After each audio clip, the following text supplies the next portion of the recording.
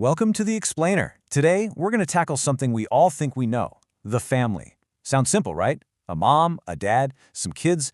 But what if I told you that idea is just one tiny piece of a massive global puzzle? So, let's just dive right in. What is a family? I mean, really, when you hear that word, what pops in your head? Probably your own setup, right? But is your version the only version? Is it even the most common one? Well, the short answer is nope, not even close. You know, the idea of family is pretty much universal, yeah? But how it's built, who's in, who's out, that changes like crazy from place to place. The whole concept of a normal family, honestly, that's kind of a myth. Okay, so here's the game plan for today. We're going to look at all the different kinds of families out there, see what they're all trying to do, and then check out how the family is evolving, using India as a really cool example. All right, first up, let's get a bigger perspective. I want you to just for a second forget everything you think you know about what a typical family looks like, because that's just one piece of this huge, fascinating puzzle. Okay, so let's start with the one most of us probably think of first, the nuclear family. You know the one. It's that classic, self-contained unit. Just parents and their unmarried kids all under one roof. And this diagram really lays it out, right? You've got the parents and then their kids. That's it. It's its own little world, socially and economically, super clean, super simple, and yeah, for a lot of us, it feels like the default setting. But let's zoom out a bit, because things get way bigger and a lot more interesting with the extended family. Now we're talking about bringing in the grandparents, the aunts, the uncles, cousins, all living together or at least functioning as this big interconnected web. And a really powerful example of this is the joint family, which you see a lot in places like India. So picture this, you have multiple nuclear families, but they're all linked together through one direct line, like a father and all his married sons' families all living together, sharing resources, the whole shebang.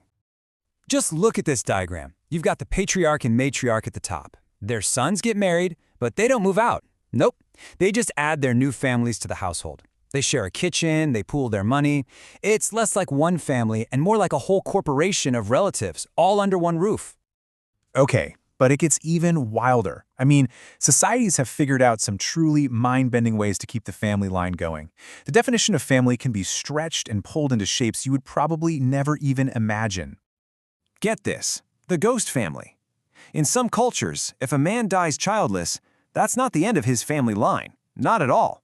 A close relative, like his brother, can actually marry his widow and have children on his behalf. The kids are legally considered the children of the deceased man. It just goes to show you how important lineage can be.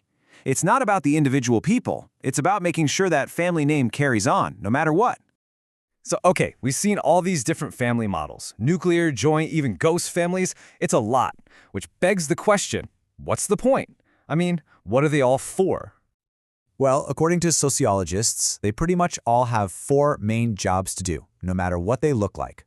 First, they manage sexual relationships. Second, they're the place where we make and raise kids. Third, they're an economic team. Everyone works together to survive. And finally, they're our first school, right? It's where we learn how to be human, how to speak, what the rules are. But here's the thing. None of this happens in a bubble. The family isn't some static thing carved in stone. It's alive, it's breathing, and it's always adapting to the world around it. And honestly, there is no better place to see this happening right now than in India. So for centuries in India, that big, multi-generational joint family we talked about, that was the foundation of everything. But today, it's going through this huge, huge shift. The trend is definitely moving towards those smaller nuclear households. And we've got the data to prove it. Get this, by 2011, the average household size in a city in India had dropped to just 4.6 members. I mean, that one little number tells a massive story about social change. But what's really important to get is that this isn't a one-size-fits-all change. Out in rural India, the joint family is still a big deal. In the cities, though, nuclear families are pretty much the norm. But, and this is a cool twist, there's also a slight increase in really big households in the cities too. Why?